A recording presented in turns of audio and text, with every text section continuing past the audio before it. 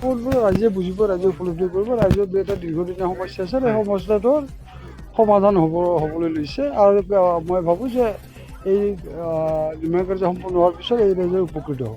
যদি এইবাৰ অসম গণ পৰিষদে এইবাৰ ইটো সমষ্টিৰ পৰা আসন লাভ নকৰে, তেনেহ'লে আচলতে এই কামটো আচলতে স্থগিত থাকিব। এইটো আপুনি জানি বুজি কৈছে নে নাজানিয়ে কৈছে? জানি বুজি কৈছে নে নাজানি কৈছে? এটা স্কিম যেতিয়া চেংচন হয়, তাতে সেইটো চেংচন হোৱাৰ প্ৰক্ৰিয়া বহুত আছে। প্ৰশাসনিক অনুমোদন হয়, টেণ্ডাৰ হয়, তাৰপিছত ঠিকাদাৰ নিযুক্তি দিয়ে। এইবিলাক কাম যেতিয়া সম্পূৰ্ণ হৈ হোৱাৰ পিছত ইয়াতে এইটো AGP খেলে, BJP খেলে, কংগ্ৰেছ খেলে, CPM খেলে, সেইটো কথা নহয়। এই দলংখন হ'বই। আপুনি বস্তুটো এটা নাভূত নাচৰুত এটা প্ৰশ্ন কৰিছে, এইটো অলপ কি ল'ব। আচলতে কিমান দিনৰ ভিতৰত ছাৰ, কিমান দিনৰ ভিতৰত সম্পূৰ্ণ? আপোনালোকে চাই থাকক, বস্তুটো দেখা পাব অতি কম দিনৰ ভিতৰত হ'ব। অতি কম দিনৰ ভিতৰত কিমান আসন লাভ কৰিব? নাই, সেইবিলাক কথা মই নকওঁ এতিয়া বস্তু।